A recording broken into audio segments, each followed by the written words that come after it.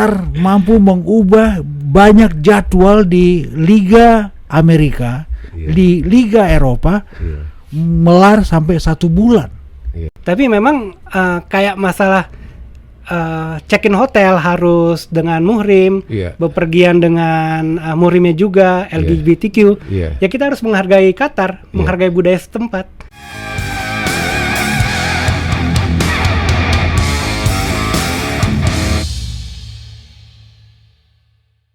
Ya, ketemu lagi sama gua BG masih di Studio Bola. Kali ini gua nggak sendiri, kali ini kita akan tampil di edisi yang berbeda, ya. Ya lihat gua udah pakai kuning-kuning, ya. Pada kesempatan kali ini kita akan bahas, mulai dari episode ini kita akan bahas tentang FIFA World Cup Qatar 2022 secara bukan tipis-tipis lagi. Biasanya kita iris tipis-tipis, kali ini kita iris dan kupas tebel-tebel. Karena di samping gua sudah hadir 2 orang wartawan senior, jurnalis senior yang gua respect banget ya. Salah satunya ada Bang Hardy Menkoto. Apa kabar Bang? Kabar baik. Sehat Bang ya, mau berangkat ke Qatar nih dengar-dengar. Amin. Amin ya. Mungkin teman Studio Bola ada kenal semua siapa Bang Hardy Menkoto. Kalau gua dari zaman gua SD gua udah kenal dia, udah ngefans banget sama dia. Tahun 80-an ya. Oke, selanjutnya ada Bang Agung Harsya. Iya, ini juga jurnalis ya, mantan jurnalis juga di Goal.com, di 442, Malang Melintang, di dunia sepak bola juga. Memakai baju orange ya. Sesuai tema kan. Sesuai tema dan sesuai dukungan dari dunia pastinya ya kan. Oke, jangan kemana-mana. Mulai edisi ini Studio Bola akan kupas World Cup Qatar secara lengkap. Jadi tungguin terus edisi-edisi berikutnya, preview, review match dan lain-lain juga tentang serba-serbi World Cup pastinya. Oke, jangan kemana-mana.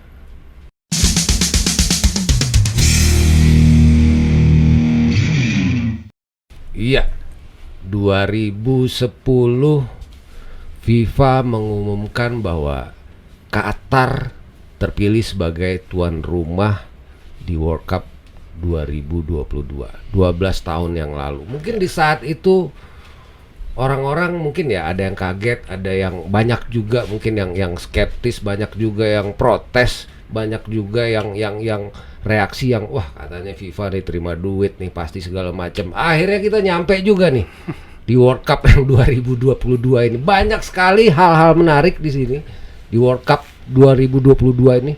Negara yang dengan luas cuma 11.000 km persegi.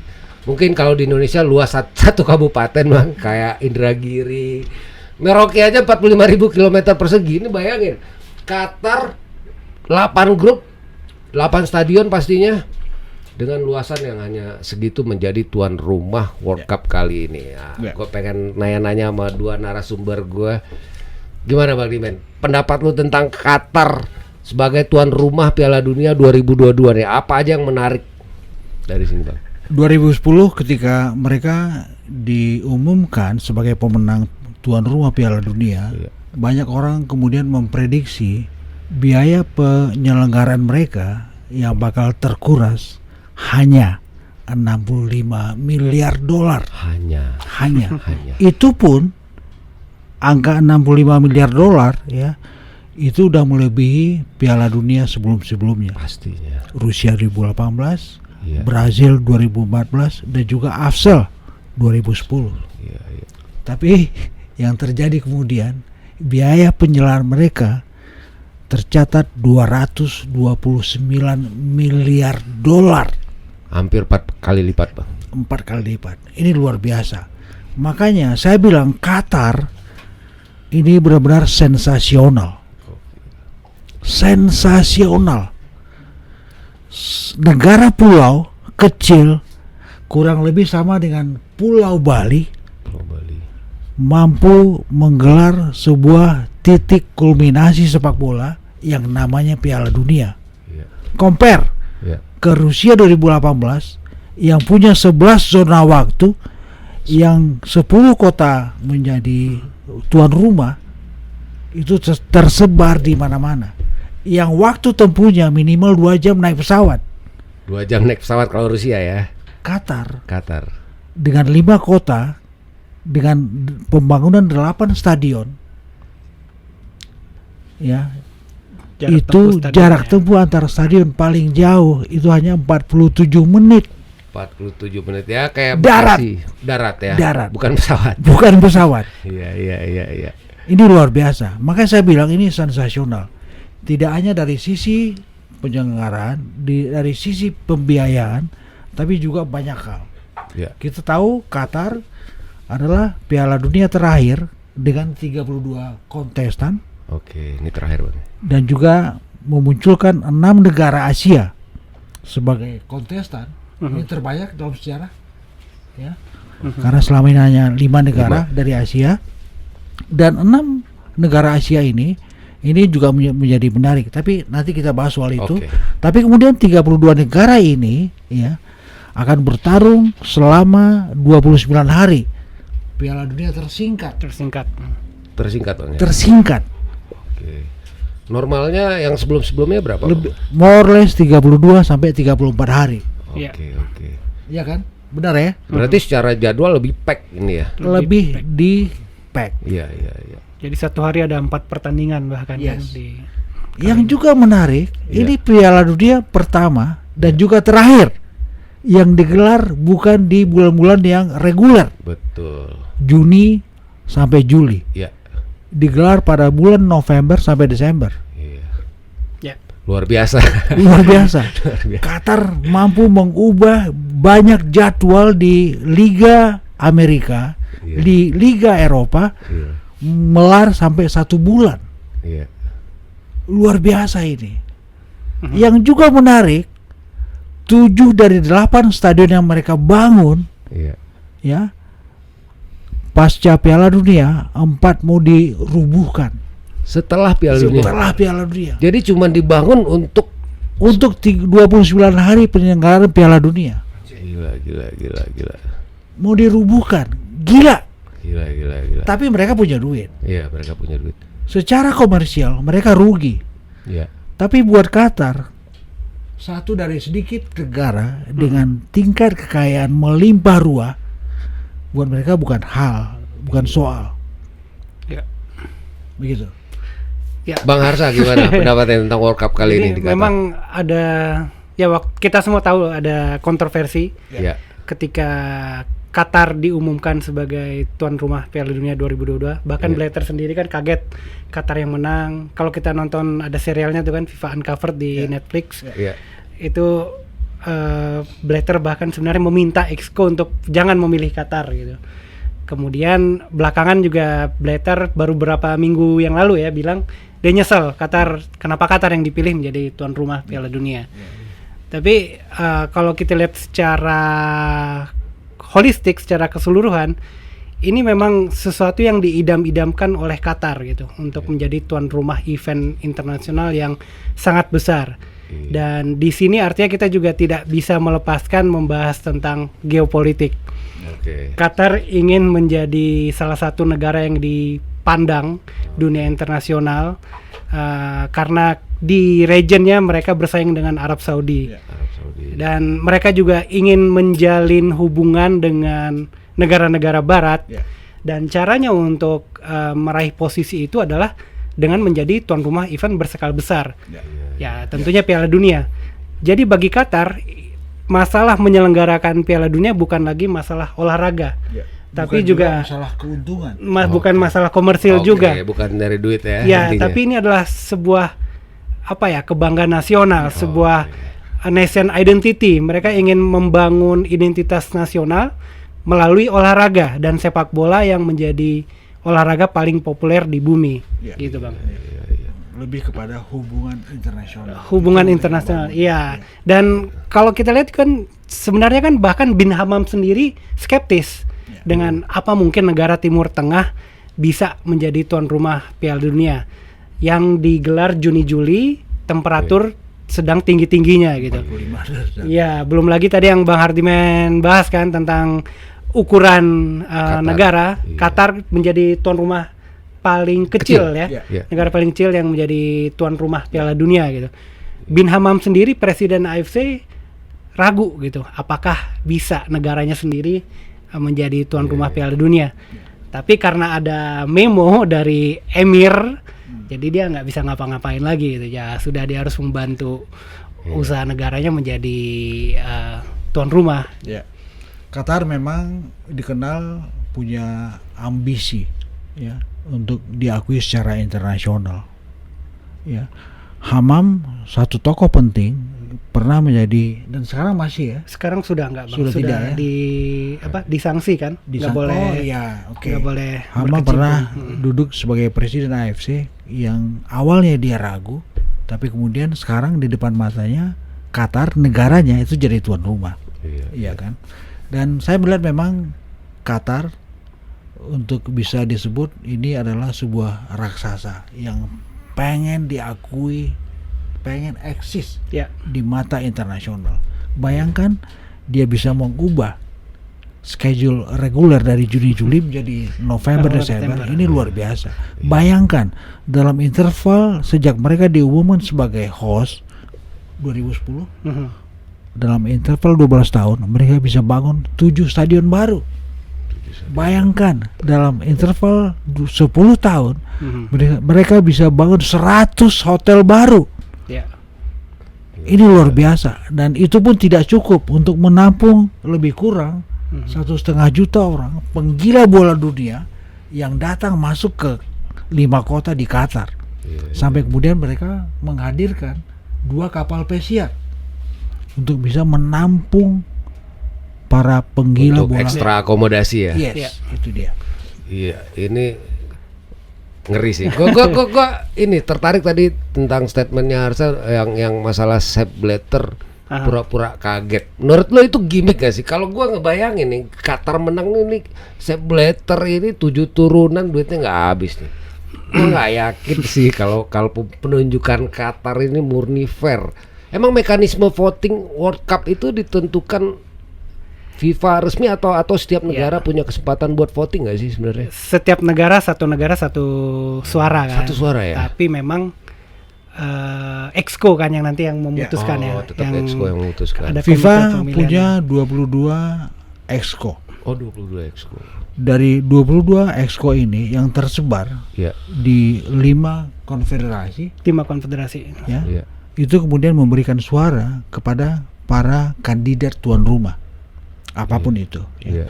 Dan pada akhirnya, ya kan, Qatar itu duel dalam tanda kutip head to head dengan Amerika. Dan Qatar menang dengan skor 14+8. Oke, dari 22 tadi ya. Dari 22 Exco gitu loh. Tapi kalau kemudian pertanyaannya, benar nggak sih Blatter? Ya, tidak happy dengan ditunjukannya Qatar, ya kan? Ini feeling. Kan. Blatter orang pintar, dia jagoan marketing. Dan sekarang dia juga sudah tidak lagi di FIFA, kan? Dalam keadaan juga disanksi kan. Boleh jadi itu hanya gimmick. Boleh jadi gitu loh. Gue juga ngelihatnya lebih ke gimmick sih, kayak pura-pura kaget, dia menyesal. Nggak mungkin nggak ada rekening nyasar masuk ke dia gitu.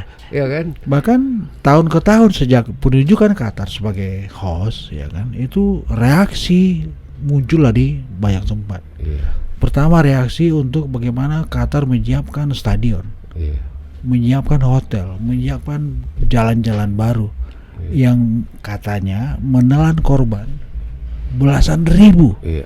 Pekerja ada migran, pekerja migran. Ada yang bilang 6.000, ada yang bilang 13.000. Sumber resmi cuma 3 ya dibilangnya kan. betul. Dari Qatarnya sendiri. Bahkan satu tim yang qualified ke Qatar, Denmark, itu terang-terangan bikin protes. Dengan cara mereka protes adalah dengan jersey.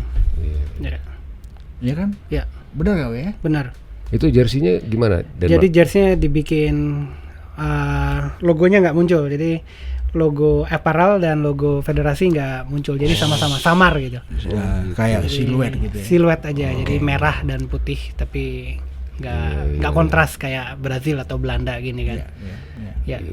Ini unik sih, menarik. Maksud gue nih Qatar nih kan berbeda secara waktu penyelenggaraan udah beda. Ini sekarang yang mendapat reaksi selain urusan HAM banyak meninggalnya pekerja yang disorot media sekarang yang terkini kan ini ya. Bribery.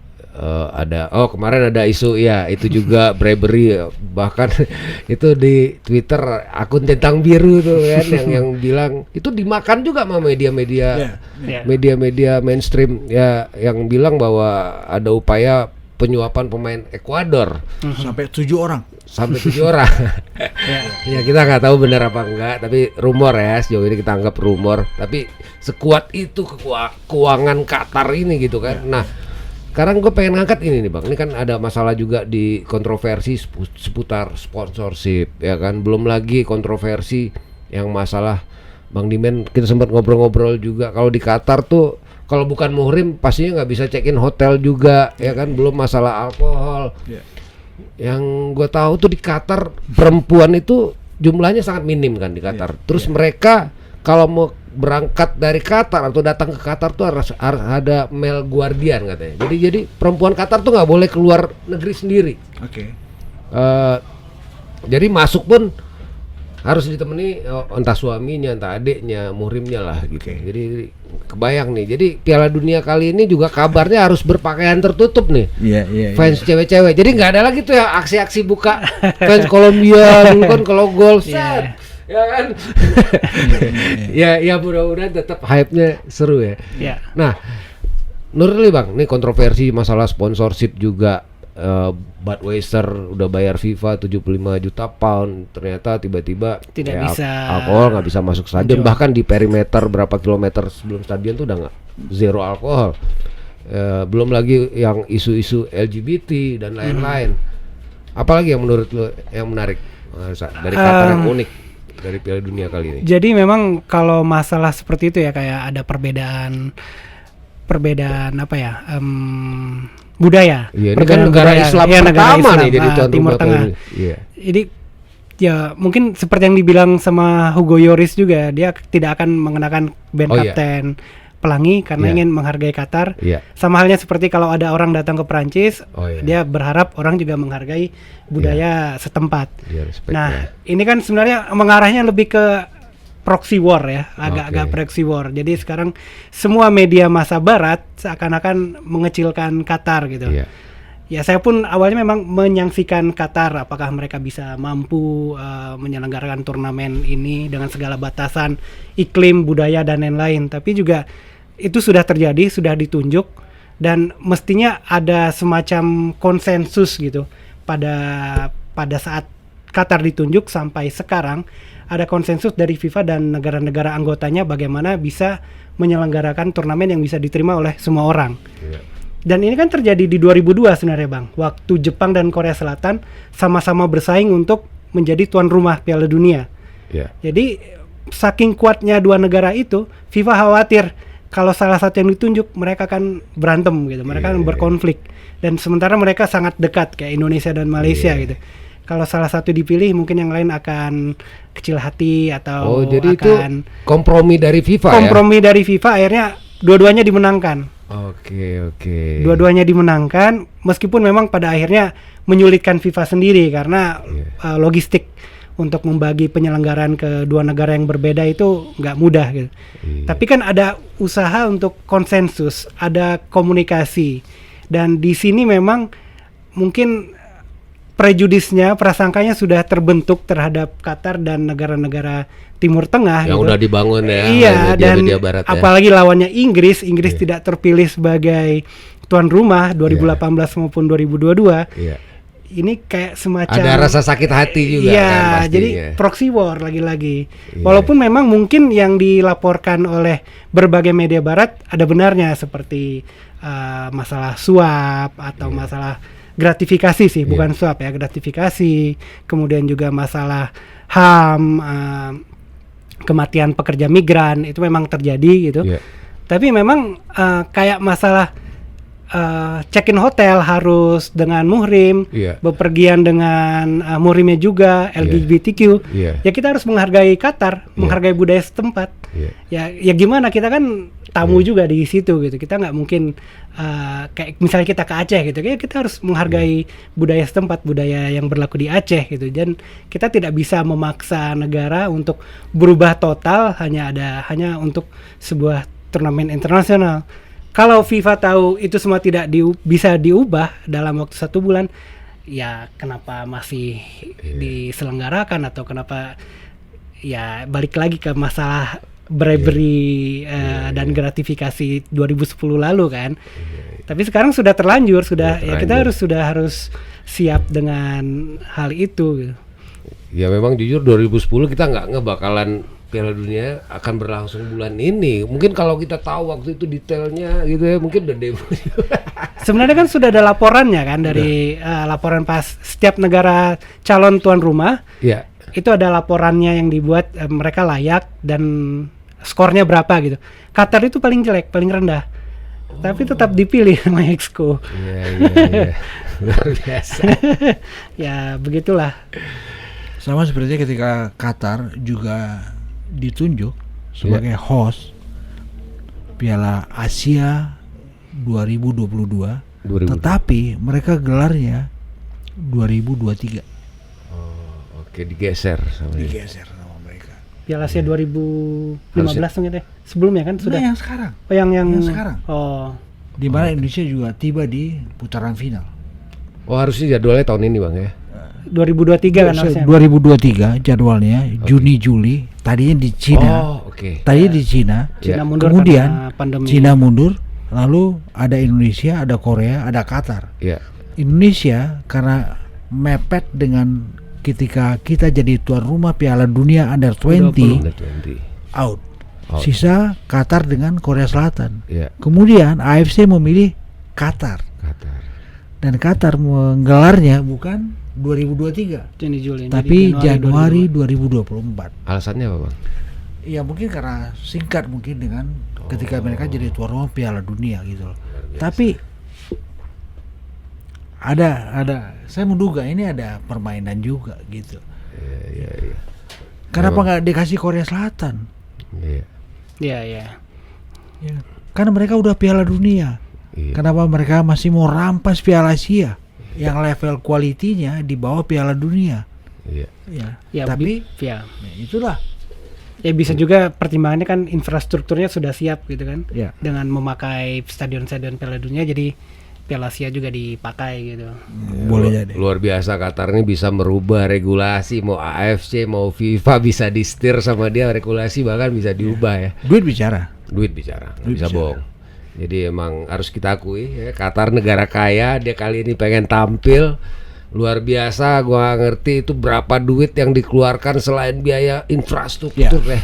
Mungkin biaya-biaya yang non infrastruktur pun mungkin gede, mungkin juga puluhan miliar dolar kita nggak tahu.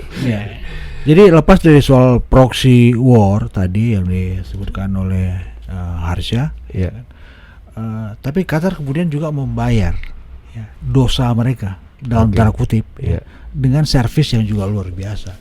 Paling tidak seminggu terakhir itu yang saya alamin. Ya, ketika banyak teman-teman dari Malaysia, dari Thailand, dari Indonesia sendiri itu sudah landing di Qatar. Sambutan mereka sebagai host itu luar biasa. Semua dipermudah. Misal di airport, satu-satunya airport di Qatar, di kota Doha, Hamad International Airport, orang yang landing itu tidak perlu antri, tidak perlu ke imigrasi. Jadi mereka tinggal scan paspor sama ambil foto digital, hanya itu. Nggak ada wawancara mau ngapain sih? Nggak ada. Duit lu ada berapa? Lu hotelnya di mana? Iya. Atau ngeliat muka miskin dikit dimasukin ke ruangan ini detention kan? Itu yang menarik gitu loh. Iya. Ada juga pengalaman dari teman-teman yang udah masuk ke Qatar ya. Boleh kok pakai celana pendek, tapi mesti di bawah lutut. Misalnya begitu gitu. Iya. Yang jadi pertanyaan adalah untuk orang-orang yang benar-benar pengen cari bahagia di Piala Dunia, ya kan? teman-teman yang berpengalaman nonton Piala Dunia di Rusia 2018, di Brazil apalagi 2014, mereka happy. Mereka tidak hanya mendapatkan football match, tapi juga live match, kehidupan secara langsung. Paham kan maksud saya? Mereka bisa ngempir, bisa nonton cewek-cewek yang sesuatu di Qatar mereka nggak bisa dapetin. Jadi sekarang tinggal terpulang kepada orang yang masuk Qatar. Mereka ke Qatar ngapain? Nonton bola kah? Atau nonton bola plus? Tapi kan kadang-kadang kan kita pengen World Cup itu, kalau gua Bang ya, bukan nonton bolanya, gua ambience-nya itu yang pengen gua cari. Pasti ada ambience, pasti ada. Cuman tidak ada alkohol. Tidak ada alkohol, tidak ada buka-bukaan. Pasti tidak ada orang, misalnya sebutlah para fotografer di stadion. Jadi ini nggak boleh celana pendek. Nggak boleh. Mau cowok, mau cewek apalagi. Jadi celana 3/4 lah ya. 3/4. Menutupi aurat gitu ya. Ini buat informasi teman-teman Studio Bola ya, Bang Hardiman nih akan berangkat nanti di akhir November. Nah, nanti kan dia udah cerita banyak nih tentang Qatar. Kita tanya lagi nanti gimana setelah beliau nanti nyampe di sana, seperti apa kondisinya Piala Dunia Qatar ya. Oke, cukup Bang ya kita bahas Qatar ya. Lumayan komplit. Ada yang kurang mau ditambahkan tentang Piala Dunia kali ini? Oh ya, mungkin sedikit aja sih kayak soal yang situasi di sana gitu. Jadi minggu lalu tuh ada artikel dari Financial Times. Dia bilang dengan segala pembatasan yang diberlakukan Qatar, tidak ada alkohol, LGBTQ dan lain-lain, itu akan muncul pertanyaan siapa sih yang akan datang dan siapa sih target sebenarnya dari penyelenggaraan Piala Dunia kali ini gitu. Karena fans casual, fans yang biasa mungkin tidak akan bisa gitu masuk ke sana. Jadi tidak mau gitu. Jadi ada teori memang mungkin ini memang disengaja oleh Qatar sendiri untuk menyaring siapa saja yang bisa masuk ke dalam. Mereka karena tadi targetnya mereka ingin ini sebuah agenda nasional, agenda negara, dan mereka ingin membangun hubungan jangka panjang dengan dunia internasional. Yang mereka harapkan mungkin yang datang adalah dari jajaran VIP, eksekutif, para pengambil kebijakan, pengambil keputusan, yang nanti akan ke Qatar lagi, visit frequently, datang berulang-ulang untuk bisnis, apakah untuk berlibur. Jadi mungkin memang ya sebenarnya bukan Piala Dunia untuk semua orang atau untuk rakyat jelata. Paling tidak itu ada pandangan dari sebuah media yang berbasis ekonomi, Financial Times. Tapi pasti juga ada pandangan versi si A, si B, si C. Tentu. Tapi apapun, ini sepak bola, ini Piala Dunia, ini titik kulminasi. So kita nikmati aja. Ya. Sampai kita tunggu pertandingan pembukaan. Gua kabarnya kemarin lihat juga JR-nya sampai hafiz Quran Bang, 100 orang. Luar biasa. Itu budaya. Itu budaya ya. Itu budaya Qatar itu. Budaya. Iya. Oke, nanti kita tunggu saja seperti apa Piala Dunia Qatar dengan segala kontroversinya. Itu tadi ya sudah dijabarkan panjang lebar oleh dua narasumber kita, Bang Harsha dan Bang Hardiman Koto. Oke, buat teman-teman Studio Bola, kita akan ketemu lagi di edisi selanjutnya. Kita akan kupas tuntas tentang Piala Dunia kali ini di Qatar, kekuatan tim dan lain-lain ya. Begitu juga preview match ya, prediksi pertandingan dan lain-lain. Nah, bagi teman-teman juga yang mau join Liga Fantasi World Cup Studio Bola, nanti akan hadiahnya masih belum disebutkan, tapi join aja, ada kode liganya nanti di sini ya, di bawah. Silakan join, gratis ya. Oke, kita ketemu lagi di edisi World Cup selanjutnya di Studio Bola. Gue BG pamit, Bang Hardiman, Bang Harsha. Thank you.